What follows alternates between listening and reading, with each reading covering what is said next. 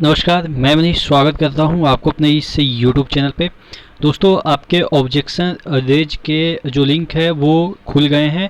तो जिस तरीके से आपने अपना स्कोर देखा था, आपने अपना आंसर की देखा था, उसी तरीके से आप पहले फिल करेंगे।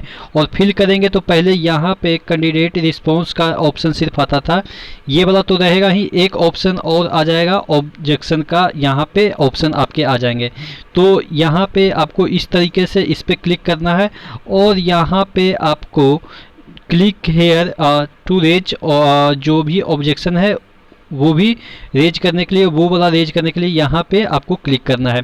अब इस तरीके से क्लिक करेंगे तो आपको यहाँ पे रिफ्रेश होते हुए 100% जैसे ही जाएगा तो एक नया आपका इंटरफेस खुलेगा। उस पर अब आपको जाके यहाँ पे देखिएगा एनटीपीसी ये वाला चीज़ें है, मैंने अपना खो रखा है। तो मुझे ये दिखा रहा है कि मैं कौन से डेट में एग्ज़ाम दिया था, तो उसी का डेट दे रखा है। और जो ये शिफ्ट है ये सब तो आप चेंज नहीं कर सकते क्योंकि हर एक आदमी का एक फिक्स होगा, तो ये सब चेंज नहीं कर सकते हैं। अब यहाँ पे आपको कितने क्वेश्चन पे ऑब्जेक्शन है वो आपको यहाँ पे डालना है। कि सपोज आपको 4 क्वेश्चन पे ऑब्जेक्शन है तो यहाँ पे आप 4 क्लिक कर देंगे, ऑप्शन पे जाके 4 क्लिक कर देंगे, ये ठीक है। यानी कि अब आप 4 ऐसे क्वेश्चन है जिसको यहाँ पे ऐड करेंगे, 4 क्वेश्चन ऐड करेंगे तो यानी कि आपको 5 और 20 यानी 200 रुपये लगेगा। तो यहाँ पे ऑटोमेटिक आपको 200 रुपया शो करने लगेगा। जैसे ही आप 5 क्वेश्चन पे ऑब्जेक्शन रेज करेंगे तो ये 5 इंटू 4 कर दिया जाएगा, ठीक है। तो ये आप देख लीजिएगा, यहाँ पे मैं आपको बता दूँ 4 क्वेश्चन है यानी कि 50 रुपये के हिसाब से 200, और अगर 5 क्वेश्चन है तो 250 रुपया लगेगा। तो अब देखिएगा यहाँ पे क्वेश्चन नंबर 1 है, क्वेश्चन नंबर 2 है, क्वेश्चन नंबर 3 है, क्वेश्चन नंबर 4 है। तो हमें 4 क्वेश्चन ही रेज करना है। एक डेमो दे रहा हूँ, एक्चुअली में मैं रेज नहीं कर रहा हूँ अपना, क्योंकि मेरा जो शिफ्ट है उसमें सभी क्वेश्चन सही है। तो जैसे कि अगर पहला क्वेश्चन आपको डालना है कि कौन सा क्वेश्चन है, तो क्वेश्चन आईडी यहाँ पे सिलेक्ट कीजिएगा। आपके पेपर में जितने भी क्वेश्चन हैं उसके आईडी यहाँ पे मिल जाएंगे, तो आप इसको सिलेक्ट कर लीजिएगा। सपोज ये वाला उस जो क्वेश्चन है गलत, उसका हमने यहाँ पे डाल दिया। उसके बाद लैंग्वेज, किस लैंग्वेज में हमने दिया था, तो सब हमने हिंदी में दिया था, तो हिंदी में हम इसको सेलेक्ट कर देते हैं। किस तरीके का आपको जो है वो क्वेरी है या डाउट है, तो यहाँ पे देखिएगा ऑल ऑप्शन करेक्ट, इनकरेक्ट है या करेक्ट, एम्बिगुअस क्वेश्चन यानी कि क्वेश्चन ही खराब है, यानी कि उसमें कुछ क्लियरिटी नहीं है, मल्टीपल करेक्ट आंसर है या इनकरेक्ट आंसर है या रिपीटिशन ऑफ है। तो हम मान लेते हैं कि एम्बिगुअस है, क्वेश्चन ही क्लियर नहीं है, ठीक है। तो ये सपोज मान लेते हैं। अगर ये भी नहीं मानते हैं तो यहाँ पे आप डाल दीजिएगा कि हाँ do you want add remark, यानी कि कुछ आप एक्स्ट्रा ऐड करना चाहते हैं। तो हालांकि इसमें ये भी ऑप्शन आपको डालना पड़ेगा कि इसमें से कोई एक ऑप्शन, और उसके बाद भी लग रहा है कि नहीं क्लियरिटी नहीं है, हम जो चाहते हैं वो चीज़ें नहीं है, तो यहाँ पे आप रिमार्क डाल सकते हैं। रिमार्क में कुछ भी लिख सकते हैं कि इसमें क्या क्या कोई चीज़ें हैं जिसके कारण ये वाला जो क्वेश्चन है वो मुझे लग रहा है कि डाउटफुल लग रहा है। तो यहाँ पे अपना कुछ भी लिख सकते हैं, आप जो भी समझते हैं वहाँ वो चीज़ें यहाँ पे लिख सकते हैं। उसके बाद ये तो पहला क्वेश्चन हो गया। अब दूसरा क्वेश्चन आपको रेज करना है। दूसरा तो ऐड पे जाएंगे, यहाँ पे ऐड जाएंगे तो फिर उसी तरीके से सभी क्वेश्चन जितने भी 4 क्वेश्चन है वो आप इसी तरीके से सेम बाय सेम कर दीजिएगा। उसके बाद यहाँ पे अमाउंट को सबमिट का जो ऑप्शन है वो यहाँ पे आएगा। उसके बाद जैसे ही सबमिट कीजिएगा आपको इस तरीके से बैंक का जो भी कार्ड है वो मांगेगा, उससे आप पेमेंट कर देंगे और आपका सक्सेसफुली जो रेज है वो ऑब्जेक्शन हो जाएगा, ठीक है। तो ज़्यादा कुछ है नहीं, बस यही 3-4 स्टेप है वो फॉलो करेंगे तो आप अपना जो भी डाउट है या जिस भी क्वेश्चन पे आप ऑब्जेक्शन रेज करना चाहते हैं उसको रेज कर सकते हैं। देखिए इसमें अब हम बात कर लेते हैं कुछ ऐसी चीज़ें जो कि आपको डाउट लग रहा होगा कि क्या करनी चाहिए या नहीं करनी चाहिए। सपोज आपको लग रहा है कि एक मिनट, सपोज आपको लग रहा है कि ये क्वेश्चन मेरे हिसाब से गलत है, लेकिन बहुत सारे बोल रहे हैं कि नहीं सही है, तो आप कर भी दीजिएगा तो कोई दिक्कत नहीं है, आपके नंबर तो कटेंगे नहीं।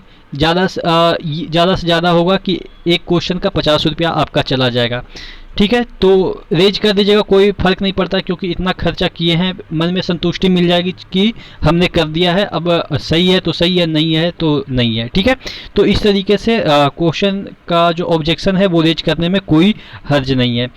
दूसरा चीज़ ये है कि अगर आपने क्वेश्चन का आपने देखा ही नहीं, आपको लगता है कि आपने सही मारा है और वहाँ वो जो चीज़ है वो गलत है, या आप कह सकते हैं इस तरीके से इसको आप लीजिए कि आपको लगा कि नहीं जो मेरा गलत है वो रेलवे के अकॉर्डिंग सही मेरा गलत किया है, लेकिन सपोज किसी को लगा नहीं कि वो वाला जो रेलवे गलत किया है वो गलत किया है, उसमें रेलवे ही गलत है, तो दूसरे बंदे ने उस क्वेश्चन पे आप कह सकते हैं कि ऑब्जेक्शन रेज कर दिया। सपोज एक क्वेश्चन है, फोर्थ नंबर का क्वेश्चन है, ये रेलवे ने गलत किया, ठीक है, आपको लगा कि नहीं ये सही है, यानी कि रेलवे जो ऑप्शन दिया है उसके अनुसार सही है, तो अगर आपने ऑब्जेक्शन रेज नहीं किया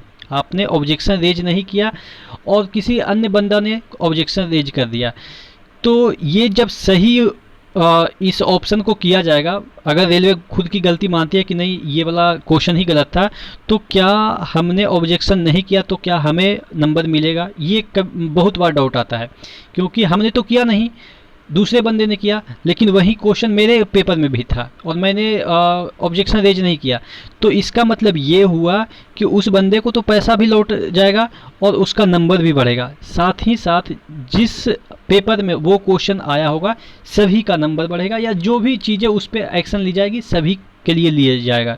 यानी कि अगर आप ऑब्जेक्शन रेज नहीं भी करते हैं और किसी और ने कर दिया है उस क्वेश्चन पे ऑब्जेक्शन रेज, तो जो बेनिफिट उस बंदे को मिलेगा वही बेनिफिट आपको भी मिलेगा। ठीक है, तो इसमें आपको डाउटफुल नहीं होना चाहिए कि हमने नहीं किया तो सामने वाला कर दिया तो हमें मिलेगा कि नहीं मिलेगा। ठीक है, तो ये चीज़ें है।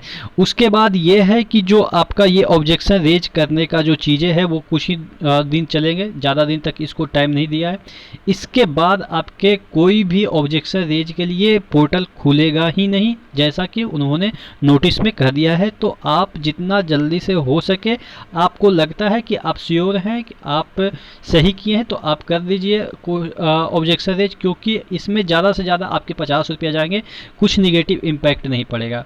एक चीज़ और, क्या ये जो निगेटिव मार्किंग बन रहा है, जितने भी निगेटिव, जैसे कोई 20 क्वेश्चन निगेटिव कर दिए, कोई 15 क्वेश्चन निगेटिव कर दिए, तो क्या इससे सिलेक्शन पे या नॉर्मलाइजेशन पे असर पड़ेगा क्या? देखिए, नॉर्मलाइजेशन का जो फॉर्मूला है वहाँ पे आप देखेंगे कि कहीं पे आपका निगेटिव के नंबर के बारे में कुछ नहीं कहा गया है। तो बहुत बार ये डाउट आती है कि हमने तो ज़्यादा निगेटिव कर दिया तो हमारा जो नॉर्मलाइजेशन है उसमें बहुत इफेक्ट पड़ेगा। नहीं, बिल्कुल नहीं पड़ेगा। नॉर्मलाइजेशन में निगेटिव का कोई इम्पैक्ट ही नहीं है। नॉर्मलाइजेशन में जो फैक्टर इंक्लूडेड है उसमें आपके रॉ नंबर इंक्लूडेड हैं, कितने उस शिफ्ट में प्रेजेंट हुए वो हैं, ठीक है, उसमें जो टॉप के आप कह सकते हैं बच्चे हैं उनका मार्क्स, मतलब कि बहुत सारे ऐसे डेटा हैं, उसके अकॉर्डिंग आपका नॉर्मलाइजेशन निकलता है, ना कि आपके प्रॉपर जो निगेटिव मार्क कितना में कितना ले आए उससे कोई इम्पैक्ट नहीं पड़ता है। ठीक है, ये आप कह सकते हैं कि ये अलग तरीके का जो एग्ज़ाम होता है ना, कि जिसमें कि निगेटिव का परसेंटेज ज़्यादा होने की वजह से कोई छाड़ दिया जाता है, जब दो लोगों के बीच कंपटीशन होता है तो वो अलग मैटर है। लेकिन जनरली कंपटीशन में आपके जो इस तरीके से मास कंपटीशन होते हैं, यानी मास बोले तो लार्ज नंबर में जिन में कैंडिडेट का सिलेक्शन होता है, उसमें निगेटिव का कोई रोल नहीं होता है। निगेटिव आपका सिर्फ और सिर्फ नंबर घटाता है। और नॉर्मलाइजेशन में कोई भी एग्ज़ाम हो, एसएससी का हो या आपके रेलवे का हो, कोई भी एग्ज़ाम हो, निगेटिव का कोई उसमें नॉर्मलाइजेशन में इफ़ेक्ट नहीं पड़ता है। तो आशा करते हैं जितने भी आपके क्वेश्चन है वो सॉल्व हो गए होंगे, जितने भी क्वेरी है या डाउट है वो सॉल्व हो गए होंगे। फिर भी मन में कोई क्वेरी है नीचे कमेंट बॉक्स में ज़रूर कमेंट करके बताइएगा। नेक्स्ट वीडियो मिलते हैं, तब तक के लिए धन्यवाद।